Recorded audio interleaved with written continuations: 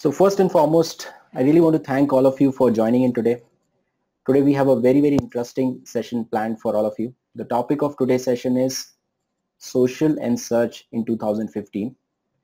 In today's session, we will learn how to leverage the biggest social and search trend of 2015 to boost your digital marketing strategy.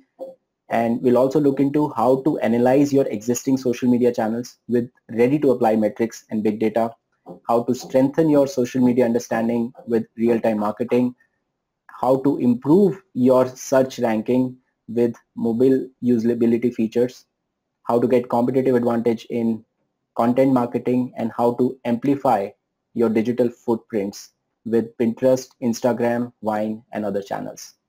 To lead this session, we have with us Kavita Jhunjhunwala. Welcome, Kavita. She's a director of at Web Spiders Singapore. At Web Spiders, she actually heads the PI social media, which is the digital marketing division of Web Spiders, where she helps companies create, manage, and market their online identity through 360-degree digital marketing services, including content development, design, social media marketing, and the search, which includes both SEO and SEM. So great to have you here with us, Kavita. For those of you who have joined us for the first time, we'll have the session for about 35 minutes, and then we'll have an open Q&A. So all of you are muted by default since there are a lot of people who are present today. In case you have any question, you just keep typing it down in the question panel, and we'll take all the questions in a chronological order once the presentation is over. So that's it from my side. Over to you, Kavita. You can start the session now. Thank you, Kapil. Really appreciate putting this together. Even though it's Friday the 13th today, I hope there will be some positive stuff that I will be able to share with you. I've been in Singapore for the last 4 years, heading the social media team for Web Spiders, which is the parent company. A little bit about me will come up later. Of course, you can contact me and get in touch with me channels. I did get quite a few requests on LinkedIn in the last few days. Thank you guys for adding me. Really appreciate that. And I will respond back to you with any queries. Since Kapil has given me limited time at 35 minutes, I shall be going really fast. But feel free to add as many questions as you want, because we do have time to take care of it. Key takeaways from the session are primarily to see how the three key elements in digital marketing are interacting with each other today. So we all do some part of it individually. You know, you might be a social media manager, you might be a content marketing executive, you might be overseeing digital marketing within your team. But the key problem that I see with a lot of brands, including some of our government clients, are that, you know, the tying it of all of these elements together. And then, of course, they throw in mobile in that whole package, and you have a lot of confusion going on, especially because there is no stopping digital marketing. You don't actually get a day off, and there are things that are changing every day. If you are not doing it, it's quite likely your competitor is doing it. And then you have all the analysis of data that needs to come together. So, of course, it is overwhelming. However, it is not difficult to really understand your own rule books, you know, what works for your brands, how you are going to get ROI. And the idea is to keep an eye on what really matters to you when you are doing your own digital marketing. Quick round of where you can find me. I am very enthusiastic on social media. I have a lot of self-learning that I partake. I attend the top 5 tech events in the world. I also actually run a tech event in India, and maybe we can talk about that later. You can connect me on any of these platforms. Quick slide on Pi Social Media. These are some of the clients that we work with today, mix of public sector and private sector as well. More information is available on this website. So coming to the real question of why we are here today, and I can see that there are 67 people here waiting to listen about this, and quite a few are likely to agree that social isn't what it used to be 2 or 3 years ago. It was just all about Facebook. It was about these really low-cost ideas that went viral, it was about Kolavari, it was about a lot of things, but it was not about analytics 2 or 3 years ago. Today, it is mostly about data because that's what's getting produced in big chunks every minute that we talk. So in one of the forms of data that we are seeing today is that it's no longer textual. In fact, the picture speaks 1,000 words is coming so true on social today.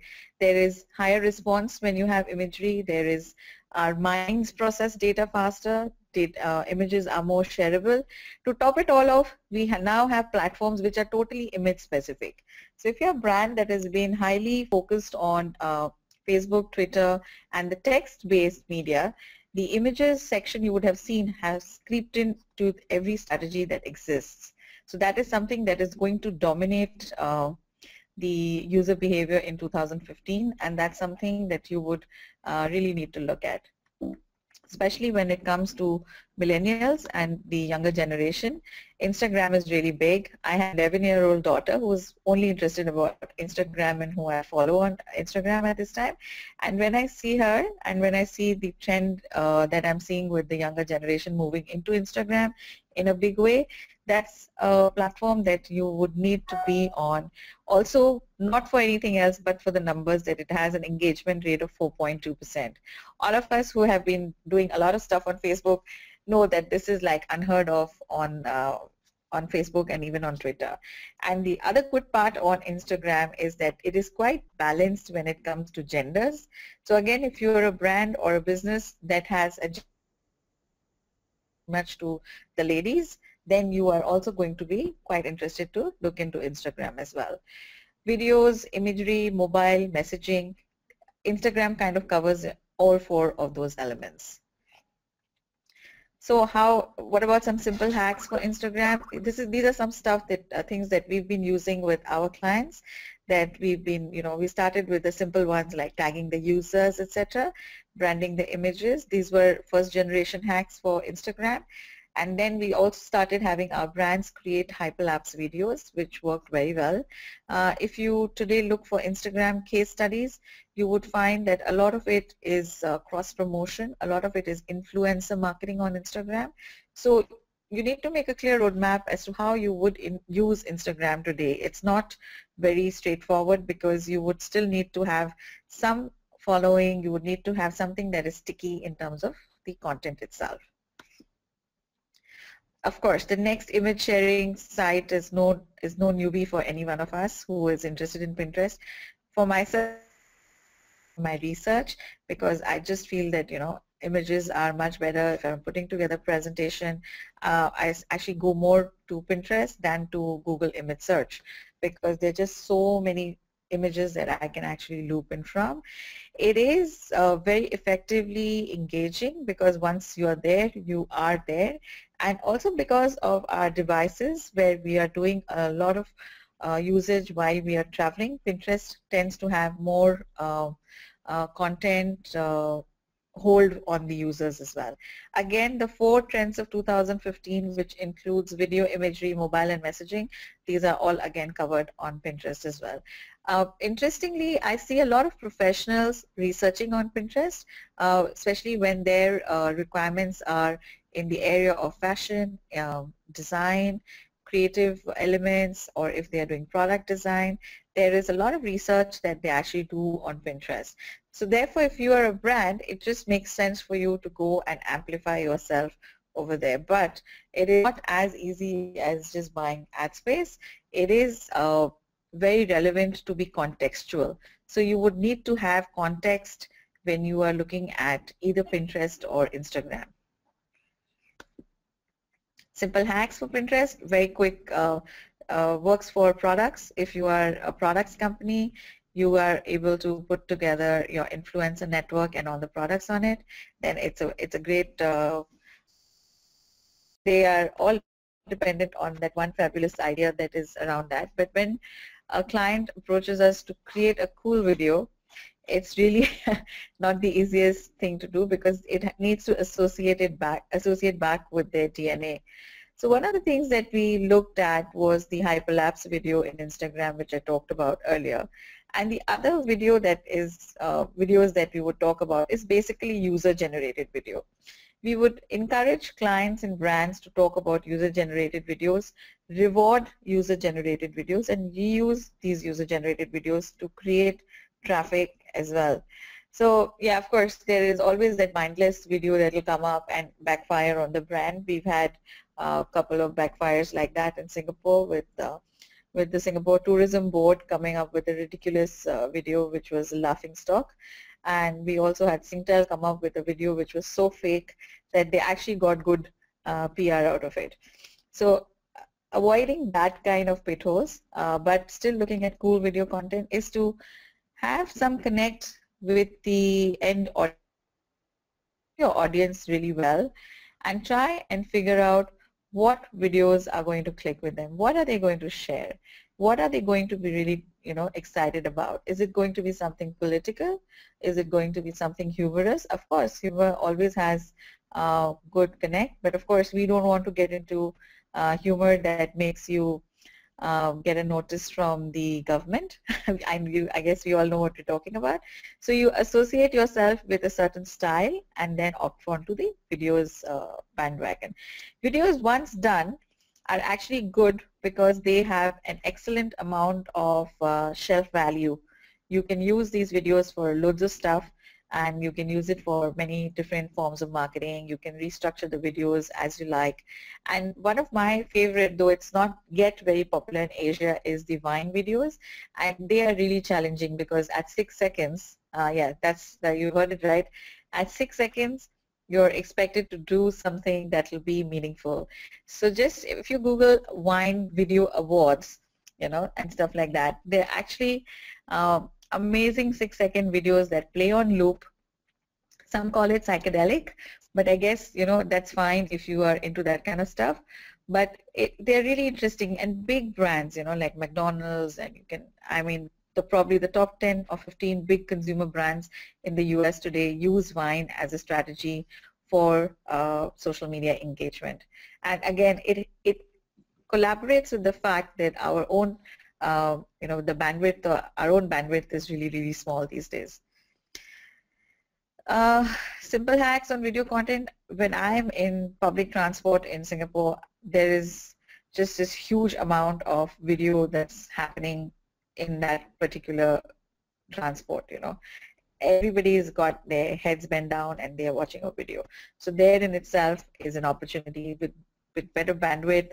There's no limit to what kind of videos you can put together, what kind of video ads you can put together, and how much of video you would want to do. Of course, these can be restricted by budget, but you can be creative about it. You can purchase videos which have gone viral. You can talk to people for product promos and things like that. Social vocabulary, a quick rundown as to what we see in 2015 trends is Instagram has the highest engagement rate, so we should be there. And for social commerce, I think Facebook would be the first to bite the bullet, but that's yet to be seen. And for video marketing, if you haven't tried yet something with Vine, you would want to experiment with that really soon. So social has always been like the glamorous cousin of search. I always say that search has been around forever, but somehow search has never got the same glamour quotient as social did. So of course, that's understandable because more users were generating content on social than they did ever on search. But even search has been the backbone for most brand marketers. And as we move into 2015, we will see search being on a stage where it has gained maturity. It is integrating with social in a big sense. But the biggest area that search is integrating today is in mobile. I cannot tell you the amount of time that I unwillingly search on the phone, because I just need to see it then. We are slightly old school, so we still like to search on our desktops or on our laptops, but I do end up doing a lot of mobile search, and then that as a user I can totally understand how much of search is going on in the mobile. And the biggest thing is that if you are searching on mobile, it is very likely that you need that service, or you are in a higher urgency than you would be on your desktop. So it becomes the key factor, a cornerstone, I would say, for most brands that are working on online lead generation to look at mobile search in a big way. Even things like, mobile videos, the micro sharing that happens viral nowadays, and it is also the way where you are able to actually measure ROI. The ROI part is more prominently measurable in search than it is today on social. So therefore, again, I would really look at focusing on that front as well. Um, so one of the key things, again, we talked about, and we have a blog coming up on this topic, is that SEO and content marketing are no longer interchangeable. Content marketing has grown up. It is no longer a poor cousin of search content, and we will talk about that maybe on another session. But SEO is also looking at more technical components. It's looking at more of automation in terms of search. So if any one of you are doing inbound lead generation, you will know what I'm talking about when we say that search is more technically focused now, especially with the usage of tools such as HubSpot and Marketo. But otherwise as well, the sheer amount of analytic data that you look into, it really is getting more technically focused as well. Repeating what we talked about again, even within search, you will see more visual content replacing textual content. And one of the visual content that we saw coming in big time in the last year or so was the usage of infographics. We ourselves developed close to 25 different infographics for the Singapore government, and they have been used by loads of their departments. Different departments have used it, and to great success. And that kind of content is what is even now helping out in search results as well. Sorry. Negative SEO. I'm sure a lot of you are familiar with this, but the impact of negative SEO is something that the search engines are also working out with, and you also need to look at guarding your own brand and your own website against this. Of course, negative SEO is a technical process to look at, and also we have to be aware of how it is affecting our own search results. We've seen many cases of a negative SEO with brands that have suddenly gone into some kind of a PR crisis, and that's something we need to look at when you are handling a big site at your end. Brand mentions, again, this brings social listening and search at a common forum, really.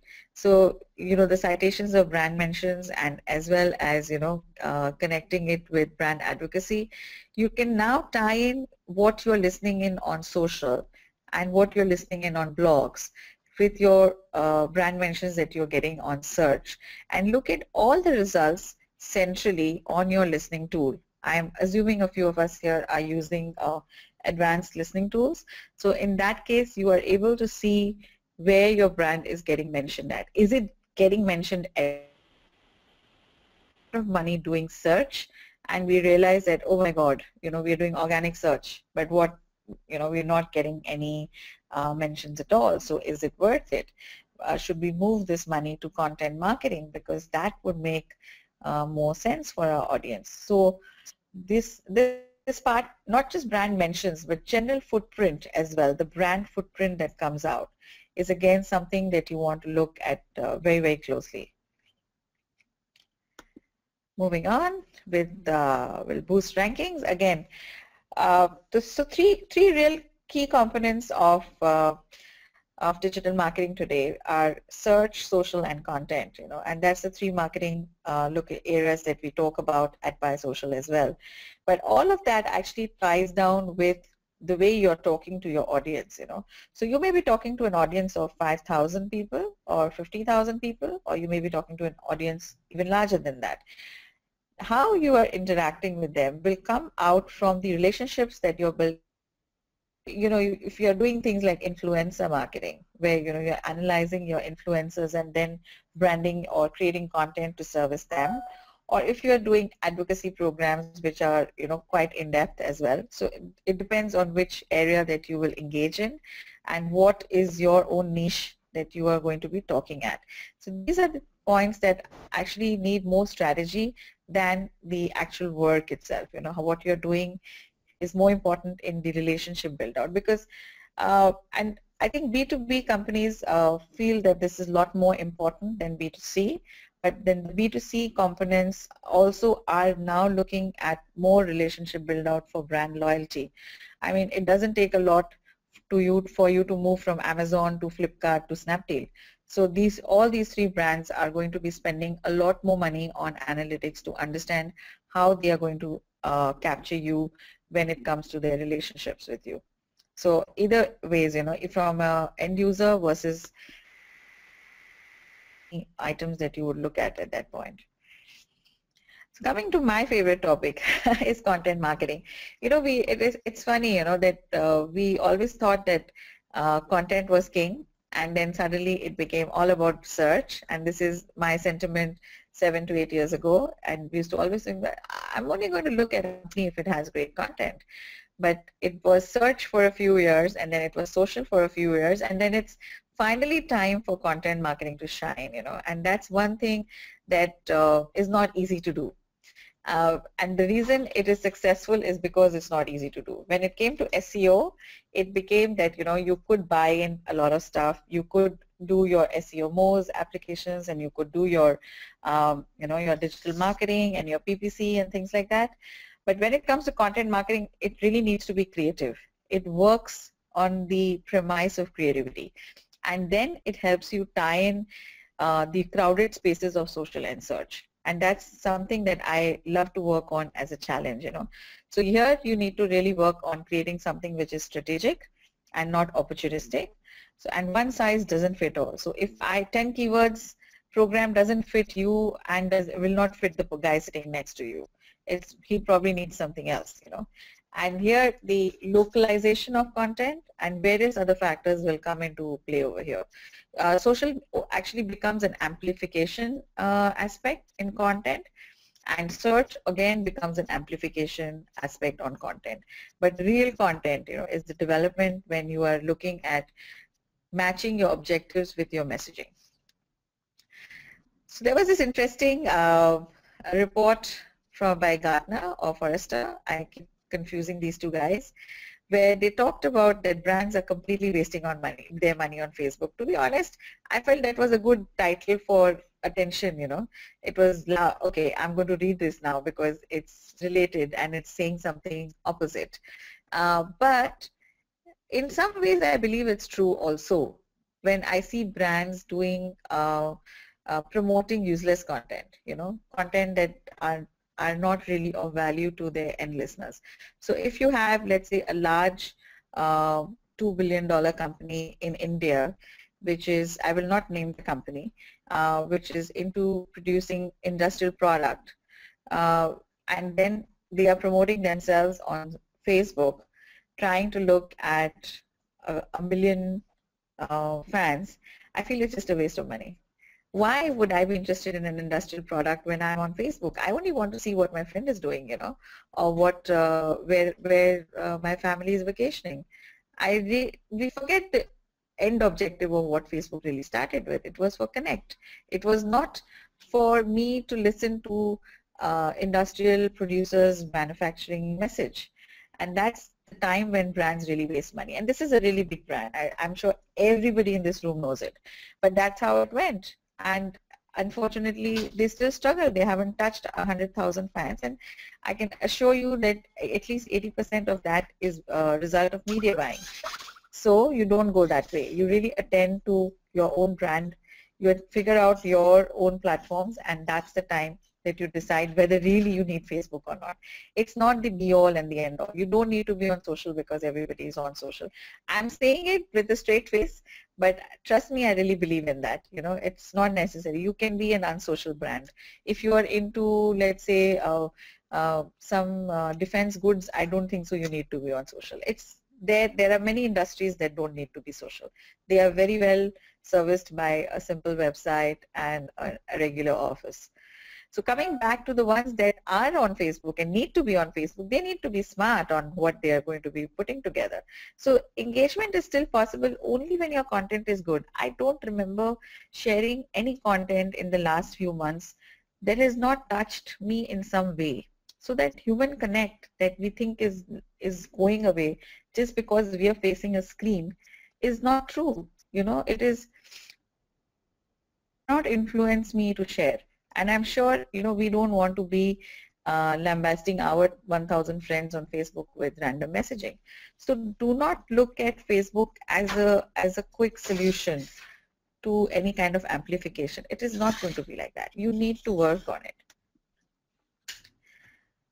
So coming back to mobile, we're jumping a few topics here when we are going from content marketing to mobile and things like that. But I'm happy to talk about all of this anytime.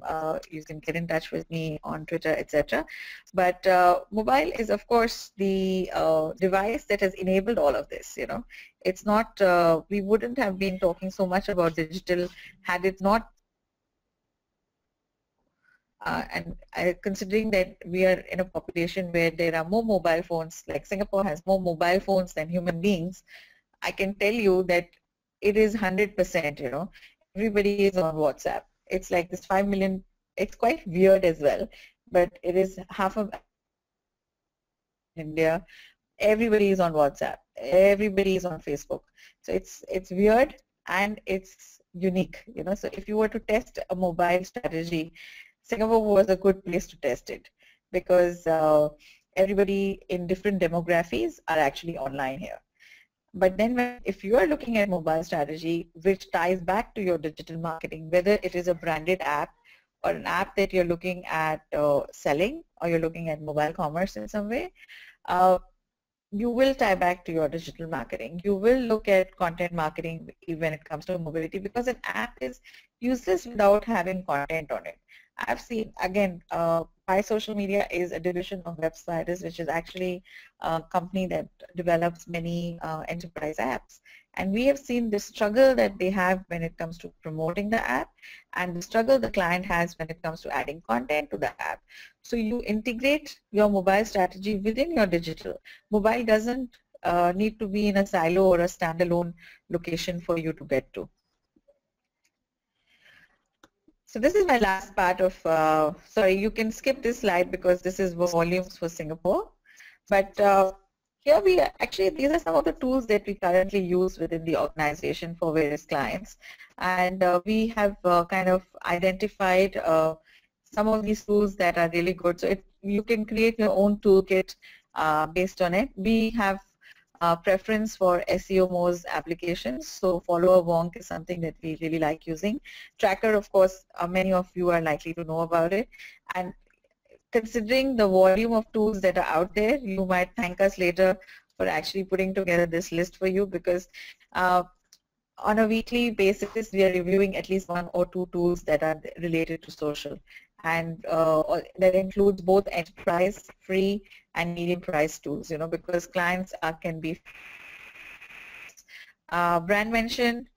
I think Meltwater is quite popular in India when it comes to the enterprise level. And of course, if you want to look at a free tool, you can look at Social Mention. Social Mention, I would be a little careful because they have had occasions when they've had hacked data appearing elsewhere. But it's okay if it's not e-commerce that you are tracking, it's okay to use Social Mention as well. Now, I believe Digital Vidya will be sharing this presentation with you guys later. So don't worry if you're not noting anything. You will just get the entire presentation very soon. Managing social campaigns. Now, this is something that is really the one that moves really fast. And so far, we've actually seen Hootsuite stand out when it comes to stability. We've been using Hootsuite from the time when it was a $49 product.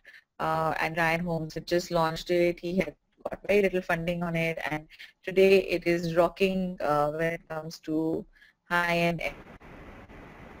And we are partnered with them to share a lot of their enterprise tools with large government clients in Singapore. But I would also not mind starting, if you are starting using a tool just now, then even this moment is good to get your head around it.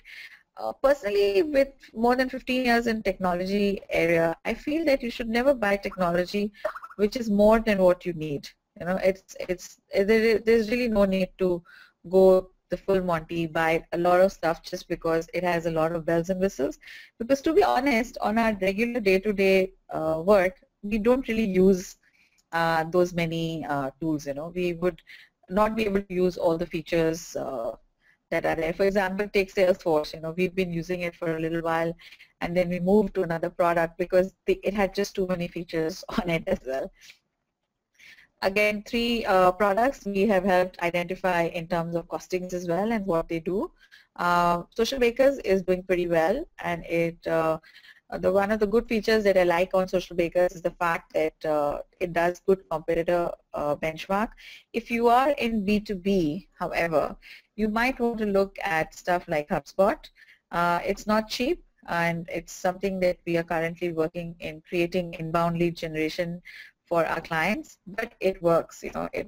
And if you have a higher budget, then you can also look at a tool like Marketo, but then you would need to primarily move everything onto those platforms, and basically that means you're getting married to them, you know, and then you are just going to be using them for the next few years. Everything ties back to great content. Nothing is worth it if you're not doing great content. And you know, I can talk a lot about the content aspect and how you should think. You know, the cliched word is out of the box and things like that.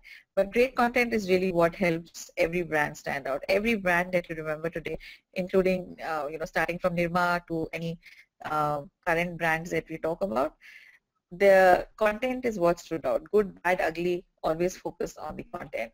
So looking back, here's what we talked about today. Is that how you could measure, etc. If you have a specific tool that you would like us to take a look at, we are happy to look at it for you and do a quick evaluation.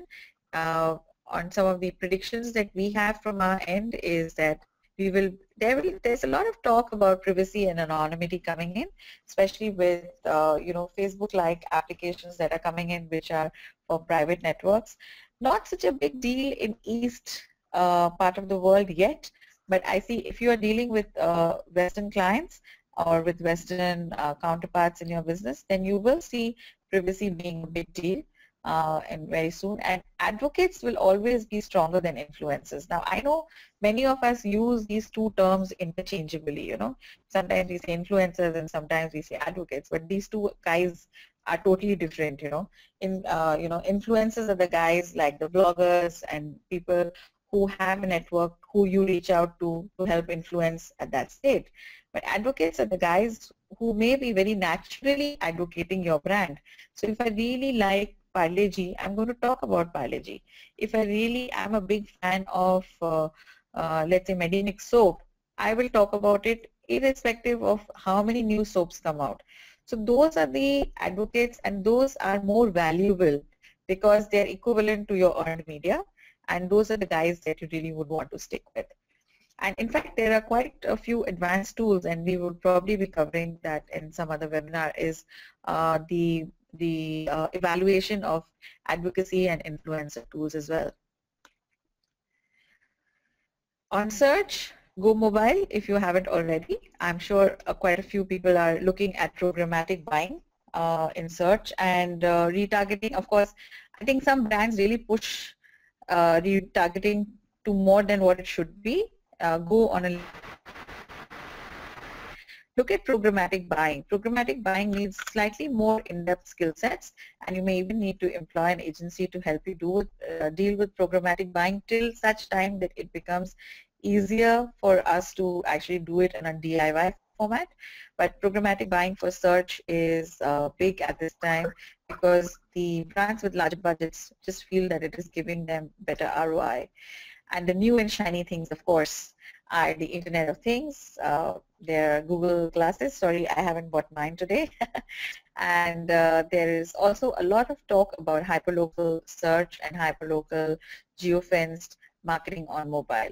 If you are touching anything in the mobility space, you would like to research a bit more on hyperlocal marketing as well. So yes, that's it from us. I hope, Kapil, I have not exceeded my time limit and I stuck to the deal that we had of 35 minutes. And as a thank you from our team, we would like to, if you would just drop us an email to the email address listed here, we'd like to send out a gift card from your favorite coffee chain. And hopefully, if you have any questions, again, you can of course ask them here, or you can look us up and talk to us further in any of these various social media touch points. Great. First of all, thanks a lot, Kavita. It was definitely very informative for me. I'm sure it is informative for everybody. There are a lot of questions have been posted, so I'll try to take them, as many of them as possible. Okay. So I'll start with the one which was asked earlier. Sorry, I'm not able to see any questions on the questions screen here. That's okay. I'll just read it out for you. Okay, okay, cool. So there's a question from Kishore. He wants to know what is engagement, how is engagement rate calculated? You mentioned it while you were sharing details of various platforms. Is there a particular formula, or is it every channel has a different way to do it? How exactly it is? Every channel usually has its own engagement rate. If you jump into Facebook Insights, if you're managing a Facebook page, and if you jump into the Insights section, you will be able to see an engagement rate that they give to your post or to your ad or any form of item that you have posted there. A lot of brands I know are also aggregating engagement rate with their own formulas. So they may not always be relying on what the channel is saying. They are aggregating it with paid earned media and with the content amplification that they are doing. So you are welcome to create some formulas for yourself if you want, but if you are in the first level of social, you would look at engagement rates that are coming in from each platform. So Twitter would give you one, Pinterest would give you one, etc., so on and so forth. Great. Another question is from Jay. He wants to know what about infographics on Pinterest?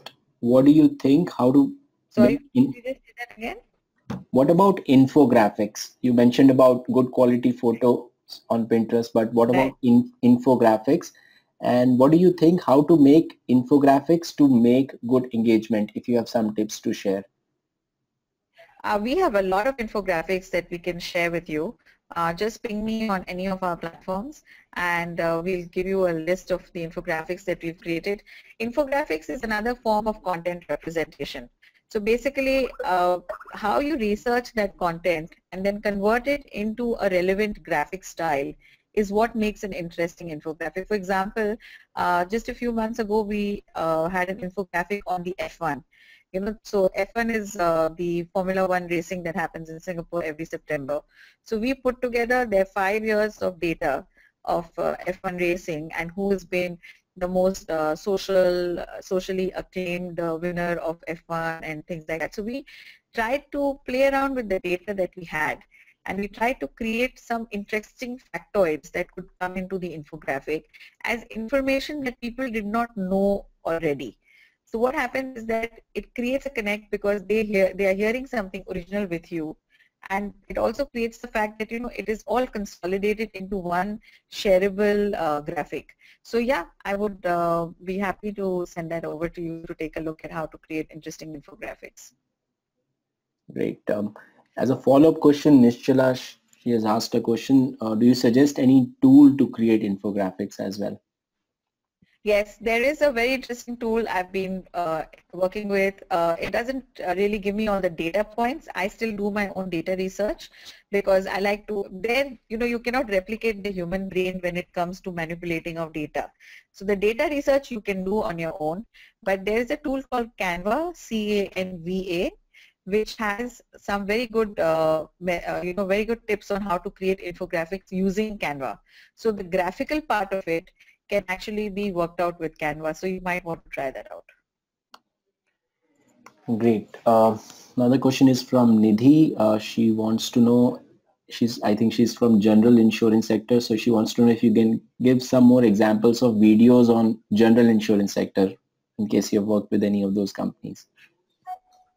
So one of the general insurance companies that we are currently working with is Great Eastern in Singapore, and it is general insurance. It just does it is like how LIC and GIC would be in India. So with videos, what they have, and it is a very high volume sector when it comes to lead generation and things like that. So on videos, they have created certain videos which are educational. Of course, that always works as the level one, answer your FAQ via videos. So general questions, even things like why you should buy insurance if you haven't done any video at all. But once you've done that first level of video education, converted a lot of the data that you would normally pack into videos, and I, I mean, we all buy insurance, so we know exactly how difficult it is to understand some of the nuances of insurance buying. You can convert those into very good educational videos and make it easier for people to understand, what are the riders, what are the add-ons and things like that. So they have created a lot of videos. Of course, they've done it with another agency which is specifically doing videos, and we amplify it on search and YouTube advertising. So that's how they are using their own videos to market out. But if you are already doing the first level, then the second level of videos would be identifying specific issues that end users face. If you can have top 10 issues and then creating videos around that. And then you can keep building your content marketing based on that. Okay, you've done this. What was the success rate of it? How many views did you get? Did you see it going viral? Was it of value? And then you can also take feedback on those videos. I hope it answered your question, Nidhi. Nidhi, if you have any follow-up question, just mention it in the question panel. I'll take it up.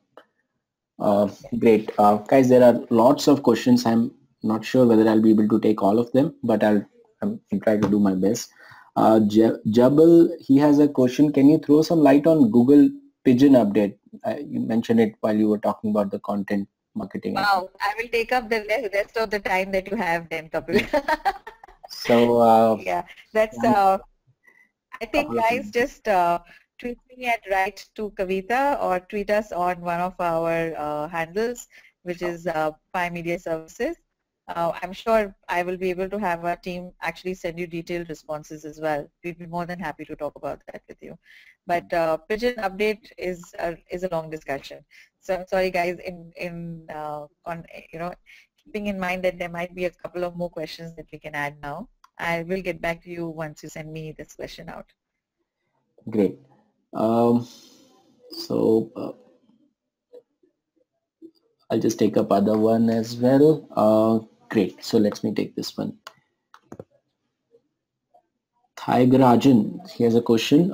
Do all these social media platforms offer a way to calculate the various metrics and calculate the ROI as we do it in Google Analytics? So in fact, I mean, I would... Sorry. Yeah. So the question is... Your voice broke up, so I couldn't hear the question actually. Sure. Let me repeat it. Do all these social media platforms offer a way to calculate the various metrics and calculate ROI as we do it in Google Analytics? No, not individually. They don't give any ROI calculators as of now. However, how it works is that if you are using a centralized dashboard or a listening tool in which you are being able to collate all your activities, that is when those tools that I mentioned, one of them would fit into your brand depending on what the size is. You would not probably get a ROI per se, and I would not rely on a tool to calculate ROI. I would rather do it myself. Is that you would put value to your items, as in what is the value of my paid media, what is the value of my earned media, what is the value that I am deriving in terms of brand evaluation, and then convert that to ROI. I am not very trusting on tools when they take data, because they are bound to miss out something, especially as individual as ROI. As individual category as ROI. I would not want to tell you that, okay, just go and use this tool, because they may not actually be giving you that in-depth content. But there are a couple of other tools, and if you again just drop us an email, we'll get back to you. If you give us a little bit background of what your industry is, we will be probably able to suggest some in which can help you identify how to calculate ROI for yourself. Great.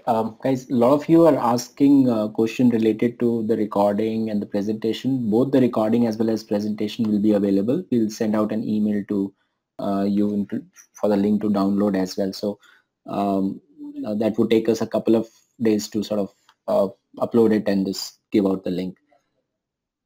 There are a lot of questions around Pinterest, Kavita.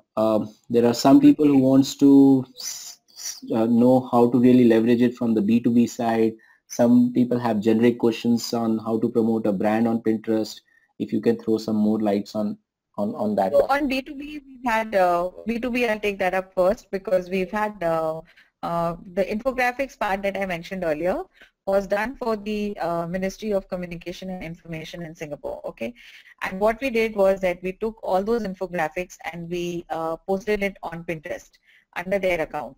Now they are the ministry that controls the communication and information dispersal by all other agencies in Singapore. Agencies, when I say, I don't mean advertising agencies, but all other government agencies. Now, what happened is that Pinterest account got pinged by a lot of the government agencies, and they picked up the infographic from there and featured it on their publication. So for a B2B, it makes sense to share knowledge on Pinterest. One is via infographics, second is via other forms of data representation, and anything that is relating to your industry. So if you are into industrial products, you might want to create fact sheets about your products that are very easy to use. You might want to create something which is very graphically enticing and simple to read. So that is one way that B2B, if you are just getting into Pinterest, is one way to look at it. And the second, for the B2C guys, there's no end of how much Pinterest can be used for products. If you are at retail products, you can use a lot of Pinterest in your product shoot. But keep in mind that these are budget intensive activities, you know.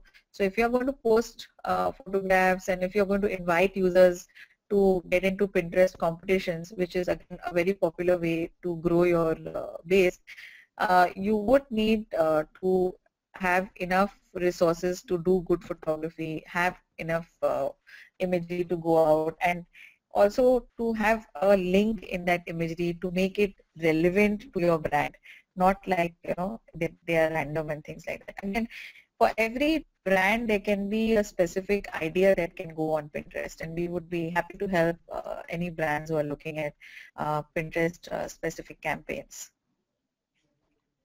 Great. So guys, I'm taking more questions simultaneously. There are a couple of polls for you.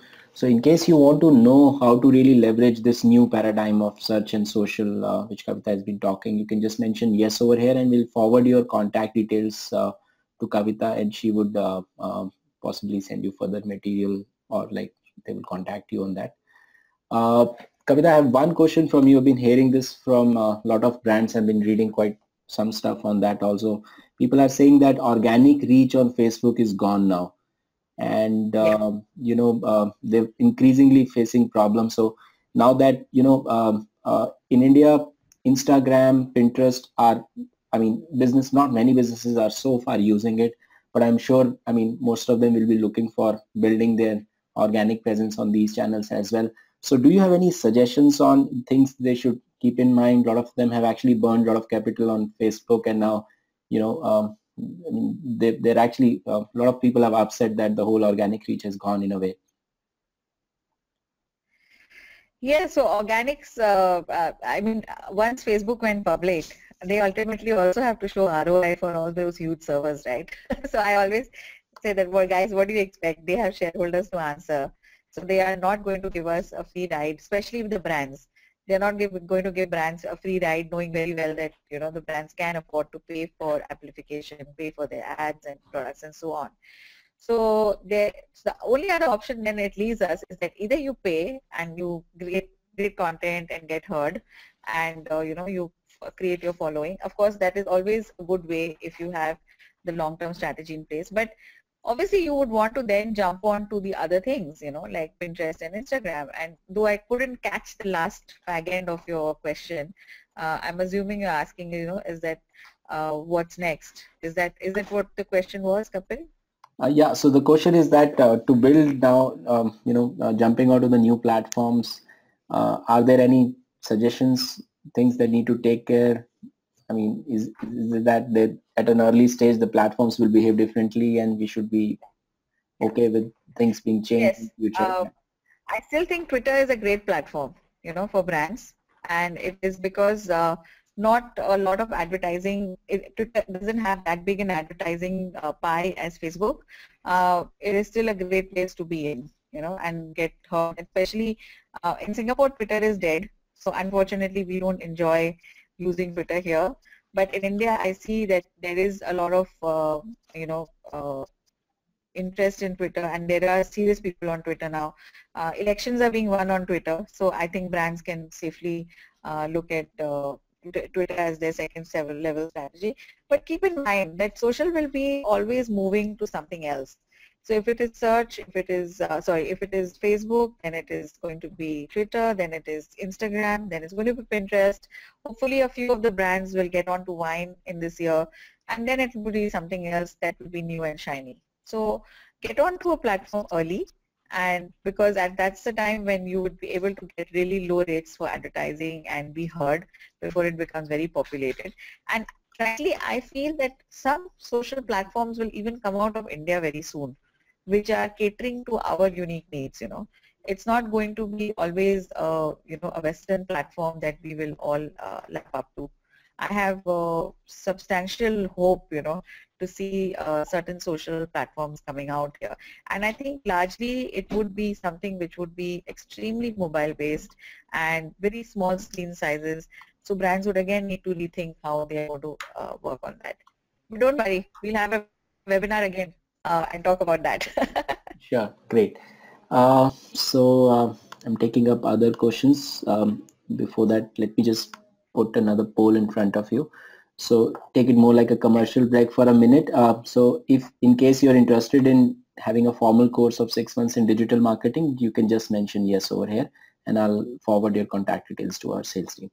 Yeah, so the next question is that Anish has a question. Could you enlist effective ways to promote videos for newsrooms? News groups. Newsrooms. Newsrooms, okay. Okay, I don't have off-the-cuff answer for that. So give me a little while and I'll come back to you with that one. Sure. Because we don't deal with that sector yet. Okay. So another question is from Nischala. She wants to know what objective should drive social media strategy. Should it be brand awareness or should it be lead generation or is there anything else that you can suggest?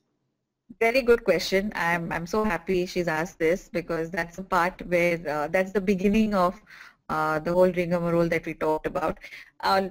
You'd be surprised how many people don't have a strategy. They just get onto it because it is something that you need to be on it. You must have a strategy and you can choose from a wide range today. Brand generation is the most obvious, brand awareness, sorry, is the most obvious one. Lead generation on social is extremely difficult to do. So you might want to rethink lead generation to something else. But one of the things that I have seen many of the larger businesses doing very well is human resources out of social media. If you are going to go in, if you are a company that has substantial recruitment every year, you would look at human resources.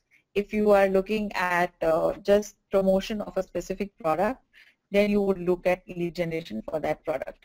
But if you are a services company, you have to really find a voice. Are you going to be the most, are you going to share your knowledge to be, a domain expert about that? Are you going to use social media for that? A lot of individuals use social media for brand expertise thing, and therefore they become, advocates, and then they become influencers. So that part is very dependent on the brand.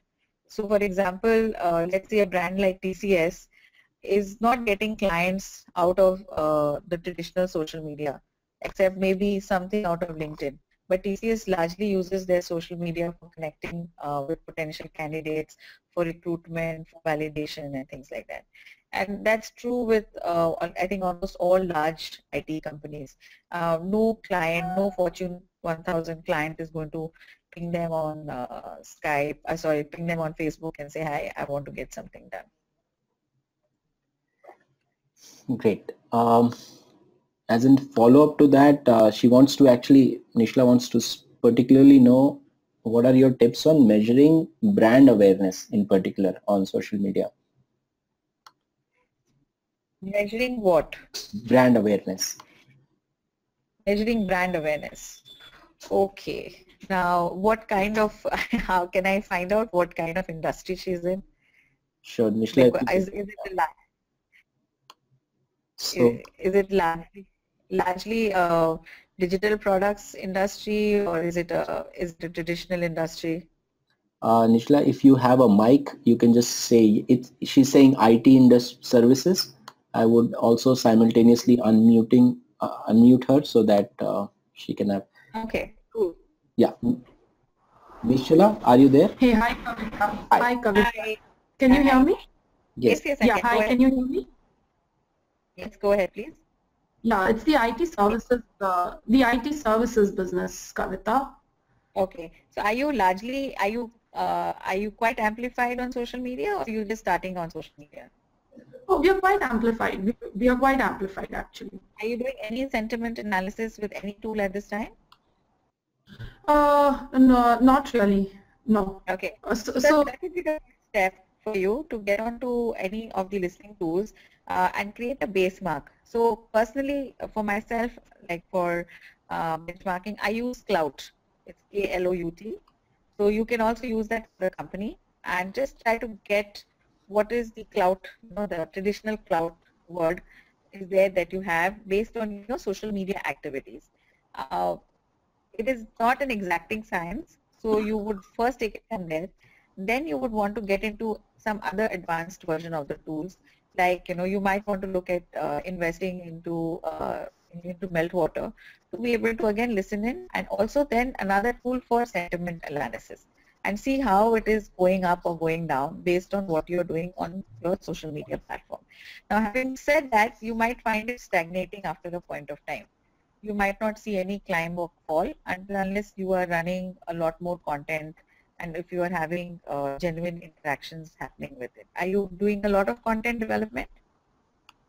yeah, so we actually had a digital strategy, integrated this digital strategy, which we launched from July of last year. Right? So we've had periodic content going out on a very systematic basis over the past 5 months, and we've had phenomenal response from the entire ecosystem that we are part of. Right? So whether it's partners, customers, the community, right? But beyond a point, it becomes difficult to measure and show because when you start, I personally believe the impact is the maximum, right? So as you sort of reach a level of maturity where actually done a lot of content, then it becomes difficult to show the next league of ROI. You know what I mean, right?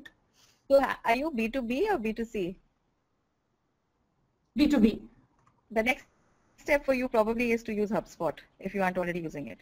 That's the place now where because you have multiple content pieces, you will be able to consolidate all of that there, and then you would be tracking on your website and then creating a lead list, a group of leads who you can then reach out to for further sales. Okay, so ultimately, see, the ROI is what sales you are generating. Okay, so you cannot just keep creating content mindlessly. And if you've been doing it for 5 months, that's great. I think that's a big hurdle that you guys have crossed over. So now you move on to using something like HubSpot. It's something that we are also currently working with for a few clients. So you can think back with us as well. And that is the next maturity level that you get to. And that's the time when you start seeing, okay, these are the 5 companies that are always looking at my content. I should then come back to them. So the analytics is just amazing what it can give you, and you can use all of your content centrally onto that system. take a look at it. It has a lot of videos that you can benefit from. In fact, my entire team is very fond of their blogs also. They write some very good blogs, and we are currently in the process of becoming a full service agency for them as well. So I would suggest it even if we weren't becoming a service agency for them, because it's something that is very exciting. Yeah, I follow the blog too. Yeah, Okay. I follow their blog too, and I share your teams and your sentiment. I think they're one of the best sort of content on this subject, right? Market also has some amazing stuff. The only con with them really is the investment amount that is there when it comes to buying into their licensing. But I think there's no way you can go to a next level without that kind of investment. Yeah, and the thing is, for the investment, you need to sort of build a business case for your management, right? So that becomes a challenge for many marketers, right? I think we can take this discussion in detail. If you just ping us on one of our platforms, we should be able to help you. We have a questionnaire that can help you build your business case for HubSpot. So you should be able to use that quite effectively. Okay, great. I'll send you a mail. Thank you so much. My pleasure. So Kapil, have we finally overtaken the webinar into our own question answer session? Whichever way you want. So that's not that's the way it has been designed. Guys, we have actually already exceeded with seven minutes from the scheduled time. So what I would suggest is I'm actually putting down all the hands. So if there is some really urgent question that you think that you really need to address it right now, you can just put on the hand raise button and I'll unmute you. Otherwise, the contact details are already mentioned on the screen, and you can anyway contact Kavita whenever you want to.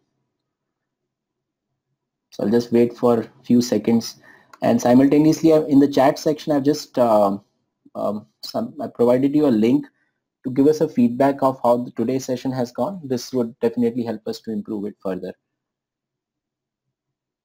Looks like all your please guys give good feedback. Great. So looks like there is no urgent question that has remained. Okay. You've answered all the queries in the last 1 hour.